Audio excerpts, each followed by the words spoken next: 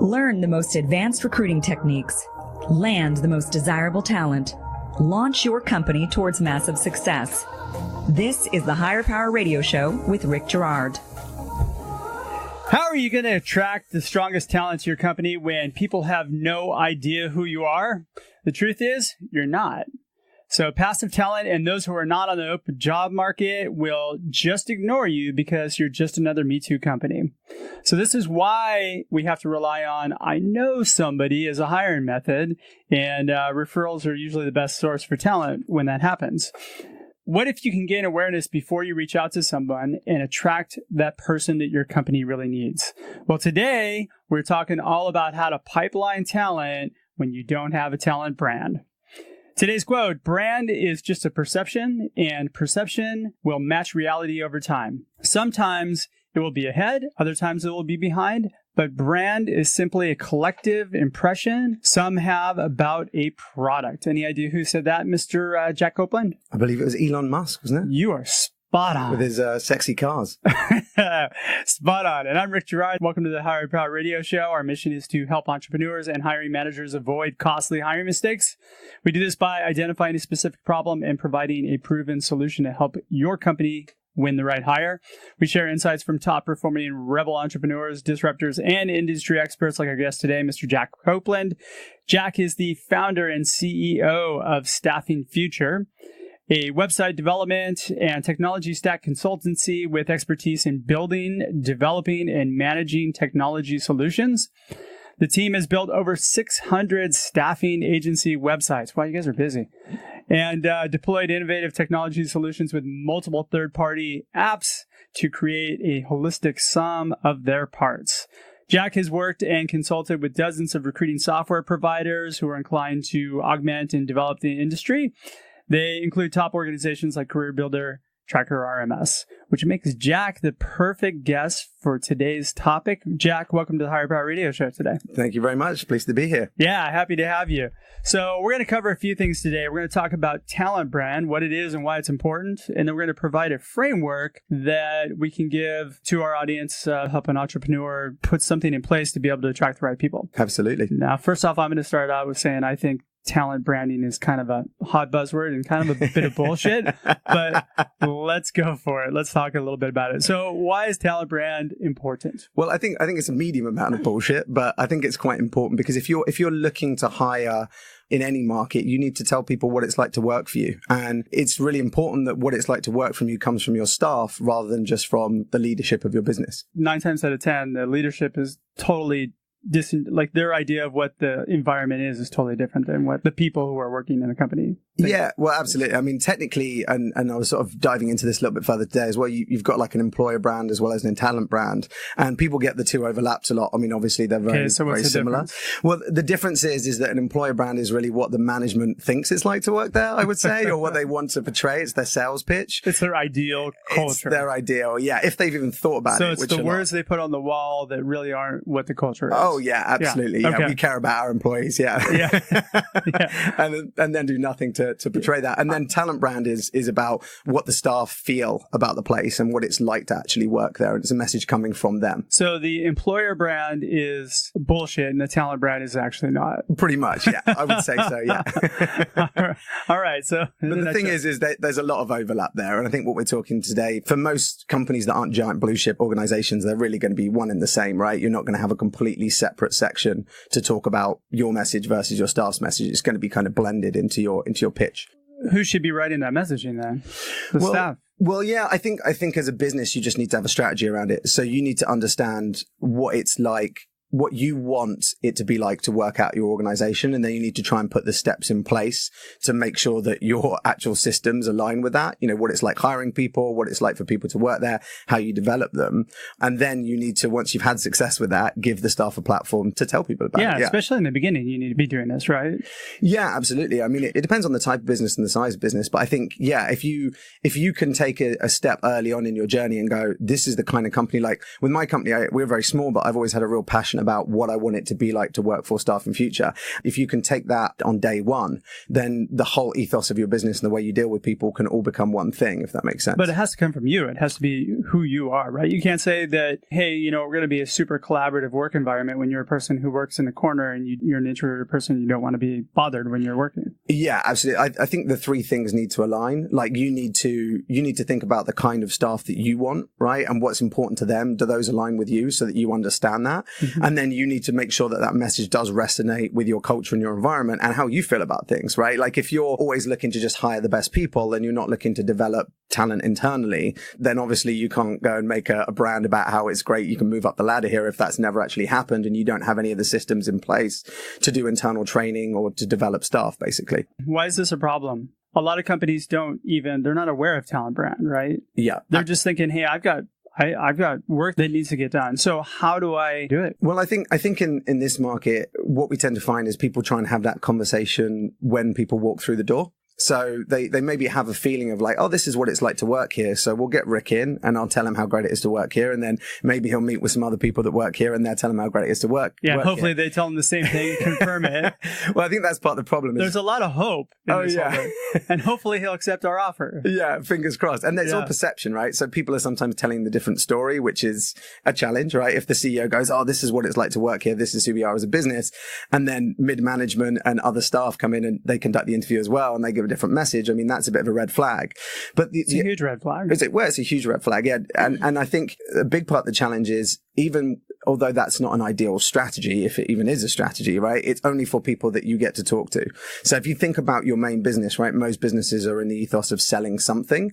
It's all well and good to have a really polished sales pitch, but the whole reason you have a marketing department is because you have a message to people before they get to the sales pitch. They spend a lot of time on the product, not so much the talent brand. Absolutely. And I think that's a big mistake for a lot of organizations. Even if they have an internal recruiting department, they don't involve marketing in the strategy. They don't think about it at C-level. It's just sort of forgotten about. And it's like, oh, well, when they get in the interview room, then we'll talk about what a great place it is to work. But what about all the people that don't make it to the interview room, that don't return your call, that look at your website and are like, nah, I'm good, thanks. And increasingly in this market, there's a lot of that. Well, there's a huge amount of it. Especially in this market. Yeah. You've got a lot of passive talent that they are very much sought after. They're getting 5-6 calls a day. So they're going to do research on you and they're going to decide if they want to talk to you. And if you haven't got a vehicle to tell them why they should talk to you, then of course they're not going to, it's just like a lead, right? In any sales process, they're not going to submit. They're not going to call back. They're not going to engage. They're going to sign with someone else. Yeah. Well, especially if you're doing the same thing that everybody else is doing. So if you're making the same call as Amazon, right? You don't have brand recognition. If Amazon calls you up, you're going to say, okay, I'll hear you out. Yeah, but I'm Johnny from PDQ Corporation. Gotta love PDQ. We make widgets. We make widgets. Whoa, Freudian slip there. Yeah. We make widgets, and so you've got nothing. You really have, and your company might be special, but the fact is, there's nothing setting you aside from anybody else. Yeah, absolutely. And I think you do have to look internally and go, is there anything that sets us aside from anyone else? Have we done anything to retain our staff, to make sure they have a happy working environment, or that the work environment aligns with what we want it to be and what our message is, and to put that in place? Like, that's probably step one. It's you know, it's like selling your product on features that you don't really have and don't really add value. It doesn't last very long. You have to really try and put that in place as the initial step. Are you selling a product or a solution? Yeah. Solution is going to be a lot more valuable. That's what the recruiting game is. I mean, when you're trying to hire people too, treat it as you're trying to sell the product. I have a job. Here's a shiny paycheck. Come do it. Yeah, absolutely. And that's it. They know when I'm dealing with a recruiter, that recruiter does have a vested interest, right? Generally, it's at the very least. You get paid if you do the job. But even in internal recruiters that maybe don't get paid or they get bonused out, fundamentally, it's their job. It's their job to persuade you to go and work there. So immediately my guard is up, right? I'm walking into the car showroom and the person is trying to sell me a car. So how much do I believe what they're saying? How much of a pinch of salt do I take? Whereas if I'm doing research on the car in advance, and it's probably a really weird analogy, but I'm then reading reviews from other people. I'm talking to people that have bought that car. That's going to be way more validating than what the car salesman's got to say. 100%. And I think that's why we have still so much job dissatisfaction right now, is because people were talked into taking jobs that they weren't really in alignment with where they're looking to go in their career. And turnover. I mean, you think about how much money these days people are investing in recruiting. For people that don't live and breathe it, there's a lot of money that's spent on the hiring process, whether it's advertising, whether it's the lost time of not having those staff in place, whether it's the time that you're investing in interviewing. I know businesses where it's crippling them, right, as they're trying to hire right now. And yet because they don't have a good sort of talent brand, not able to convert these people, but they're not able to retain them. Like, it's a big reason you have a huge amount of churn in your business is because people are being missold, or they're not being missold, but they kind of joined there as a stopgap. They got no real loyalty to the organization. No one at the organization have thought about whether they're important or not. So of course they're going to take another job for either more money or for someone that aligns with their values and what they want. That's so true. So what we have is a reactive process. Mm-hmm. It's reactive on both fronts. Yep. Usually the people that are switching for some reason. They're trying to get out of something that's bad Yep. into something that they think it might be better or just might be more money. I mean, it's really alluring to go, hey, we'll pay you a bunch more money, come here and do what you're doing now. A lot of candidates will do that until something better comes along. Yeah, absolutely. I mean, you look at, as people on the other side of the industry, both me and you have a background on the staffing side, right? The famous one is the counter offer. So it's like, and every single time you say, well, if someone's counter offering you, why has it taken this much to do it? You know, it's like you're in the middle of a bad breakup and someone's like, oh, I'll change. It's like, well, why didn't you take time to meet my needs in the meantime? So I think that's a big part of it as well, is why leave it to the last minute? And that can be a big red flag for you internally if you're worried about your culture, is how often are people trying to leave and you're having to reactively try and persuade them to stay? And what have you done in advance to try and keep your internal staff happy? The problem here is, one, a reactive process. Yep. We need to proactivity. We need to think about these things up front first. Yeah. How does that relate to the talent brand? How do we correlate the two, just so that our audience can think about, okay, I've got to start thinking about this prior to me getting to a point where I'm starting to hire. I mean, this should be thought about way before you start hiring people. Yeah. I mean, I think it's a difficult one, right? But I think it's just honesty throughout the process, right? So if you're honest with yourself about what your company is and what you do and how you want to grow that business, and you're honest with yourself about the kind of staff that you want and the kind of staff that you don't want, then you should be in a position where you can then start to be honest about what those people are going to need to stick around and what you're going to need to attract that talent, and then just keep it consistent. I think the biggest issue is when people think they're something, but then they're really not that thing, and they're not honest with themselves about it. Or when they want to go out and they go, okay, the main purpose of this business is ruthless profiteering. We're going to make as much money as possible, as quickly as possible. We're going to hire all the best people, but the message that we're going to send is actually completely different. It's about, this is a wonderful place to work and we care about our staff and we want to develop them. But your messaging in that case should be, we don't give a shit about you. We're a bunch of dickheads and we just want you to come join us, right? We pay really well. Come here if you want to make a lot of money. Yeah, and there's nothing wrong with that. There's nothing wrong with that at all. Plenty of large tech companies don't really care that much about their employees. If they can upgrade, they will. It's like the NFL, you know? Totally. If we can find someone better, we will. And that's who we are. So come here and be the best and earn the best. But that's the message. Yeah, right. Large companies, it doesn't matter as much. Small companies, it's crucial to your business growth. Yeah. If you switch the positioning to be what's in it for them, other than what's in it for you, totally. As a leader, you're going to have a much more effective outcome. You're not going to have all this worry that you're putting up. Yeah. And I think it's just also sometimes business leaders can forget, or they never know what it's like to not be the leader of the business, right? Like, I think that's something that people trip up over all the time. They think that everyone is invested in it as much as they are and cares about it as much as they do. And the reality is some people have other priorities, you know? That's not what's in it for me. No, for most of the people, it's just a job. Yeah, it really is. Yeah. All right. You're listening to the Higher Power Radio Show. I'm Rick Gerard, your host. And for our podcast listeners, we're going to take a quick educational moment from our sponsors. Find out how healing a person's pain points attracts amazing people to your company. Check out our passive talent webinar at stridesearch.com. Our guest today is Jack Copeland. Jack is the founder and CEO of Future Staffing.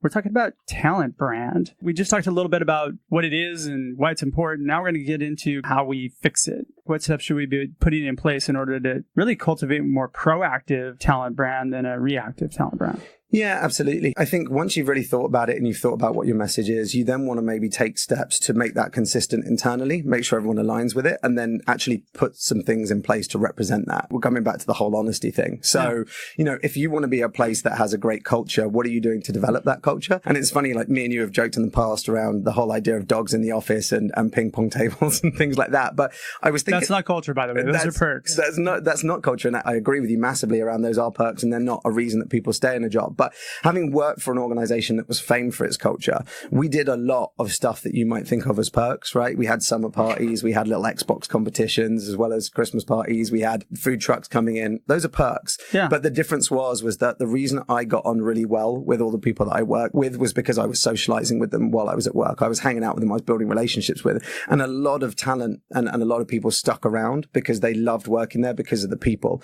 And I think if you can put people in the right environment to get to know each other and to build those relationships, you definitely do. You have a better working environment and more reasons to stick around. People quit their companies. They're not really quitting the company. They're quitting the boss. Yeah, absolutely. Right. And it's being not a manager. It's not just that as well. Like it does take more than that. I saw a great meme the other day that was saying something like, oh, what do you want out of your work life? And it was millennial responded, I just want to develop my career and feel valued and be well compensated for my time. And, the boss is like, no, you want dogs in the office. That's what you want. But it takes a little bit more than just turning around and building a good culture. It's also about showing that you value your employees if you want them to stick around. You value what's important to them. All right. So let's talk a little bit about messaging. So how do we message correctly to get somebody to lean in or be aware or be interested in your company? I think the first thing is you need to have a bit of a vehicle for that messaging. So I think, as obvious as it seems, I would make sure that you have a space on your website that talks about what it's like to work for your organization and your culture. And I would make sure that that space is employee-led wherever possible. Things like employee videos, good content, a little bit about the employer brand and sort of who you're looking to hire and what it's like working at life at this organization. And then I think it's really about when you're trying to portray that message, just trying to make sure that it aligns with 2 or 3 things that you guys are about as an organization. And understanding what those are in advance is obviously pretty crucial. You're optimizing your website to make sure you're getting the content out. The messaging around who you are, that's really important. Make sure that you're truthful about it. And you brought up a good point earlier. Have your marketing right. Have the people who work for your company do that. But if you're small, if you're an entrepreneur and you're trying to figure this out, how do you create a brand? Yeah. So, I mean, I think you need to ask that question of like, where would you want to work? Why would you want to work here if you didn't have the money? And then, it's very difficult, I guess, when you're small, when you're really small to create that brand. And I think at that level, it definitely becomes more about the people. I don't think if you've got 5 staff, you're ever in a position where you're going to be able to create an employer brand. It's going to be about those 5 individuals. So at what point do you create an employee brand? I mean, I would say probably 20 people is about as early as you would start thinking about. Because at 5 people, it's about, okay, before we hire someone, we need to try and socialize with them to figure out whether we get on with them or not. Like in many ways, that's it. If you're just completely different people, it's really hard to work in an environment that's that small where you don't have the same sort of attitude, I think. I tend to not agree with that so much. I mean, yeah, you definitely want to be able to have that person who socializes, but you also want diversity because diversity actually springs on innovation. And you want to make sure that you're hiring the best person. So you want to make sure that you have an interview process that's designed to give you the answers that you need to make sure that person's going to be able to be successful in that role. And yeah, and I think you're right. And I don't mean socially, like as in, oh, I would, I really want to go and drink beers with this person. But I think you need to get to know them a little bit just to see how you're going to, because you're going to be living with them, right? I mean, if you've got 5 staff, that's like family, right? That's the same, it's the same number of people in a lot of immediate families that live in a house together. It's actually 2 more than mine. Yeah, you're going to grate on each other a little bit. You're going to be a very enclosed working space. You're going to be dealing with each other every single day. True. So you just need to know what they're like. Like if you've got a group of people that are very, very creative and thoughtful, and then you bring in someone that's super intense, like sometimes that can develop your organization and add value. But if it's not thought out right, that can cause problems, right? Sometimes you want someone that can herd the creative minds, but then other times you're going to get people where it just causes a lot of friction in that environment. And then that leads to staff turnover in a small business. But you also want to make sure that you're aware of and careful of creating like a bro environment where everybody's the same carbon copy of everybody else. Yeah, absolutely. I mean, I don't think there's any value in hiring lots of exactly the same people, really. I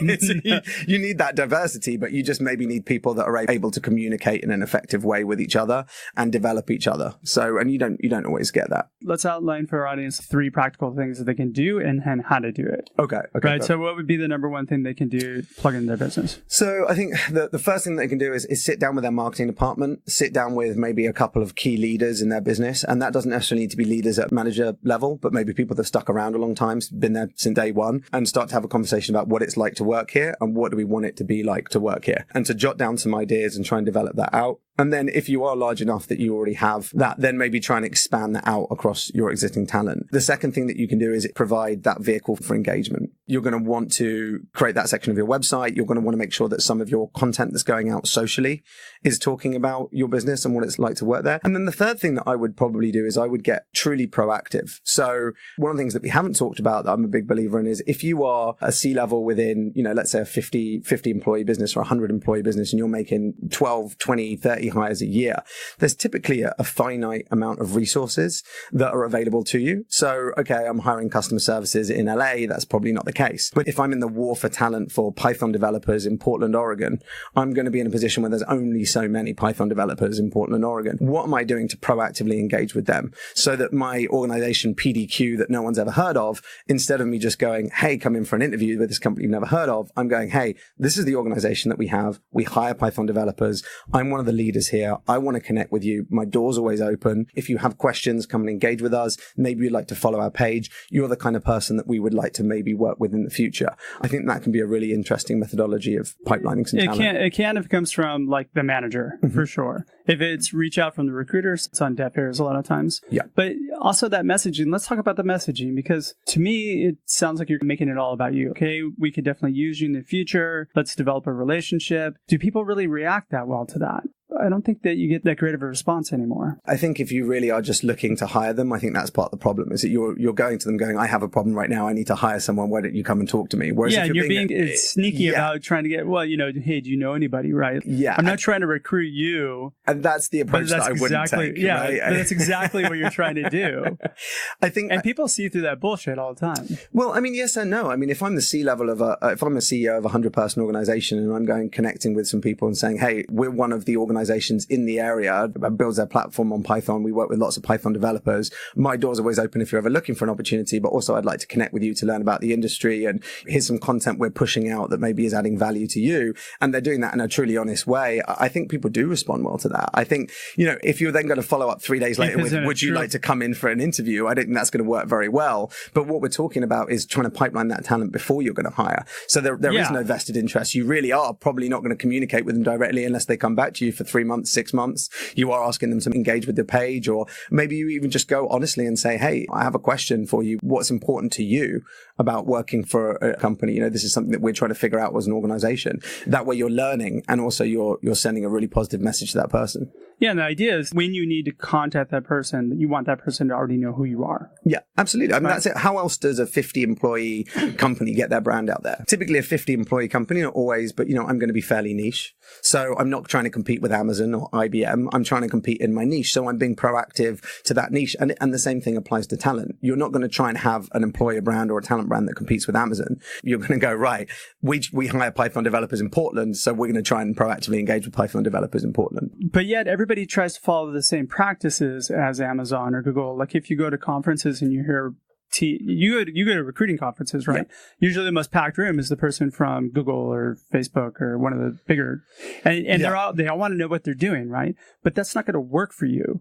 And they'll tell you exactly what they're doing because of the fact that, like, you do it, they're going to beat you at it. So, because they're that much better at it. So I'll teach you exactly how I do it because I know that if I come up against you, I'm going to beat you. Yeah, absolutely. Right? I mean, the classic example on the Amazon front is if you think about Amazon, a big part of their success is how easy they make it to buy something, right? Like, you can literally buy something with one click these days. And if you look at something like ZipRecruiter, part of their success, not that, some people aren't fans of them, but is how easy they make it to apply to jobs. Well, if you go to Amazon and you try and apply for a job, it's like a solid 28-minute long process. If you're a PDQ company and you're insisting, anyone that comes to apply for us, even if we reach out to them, we need them to fill out a form, an onboarding form, a formal application before we interview them, and we're going to make it 28 minutes long, you're going to lose everyone. Bye-bye. Yeah, absolutely. Yeah, I'm going to piece out of that one all day long. I think it's really important that you make your messaging about the person you're trying to recruit.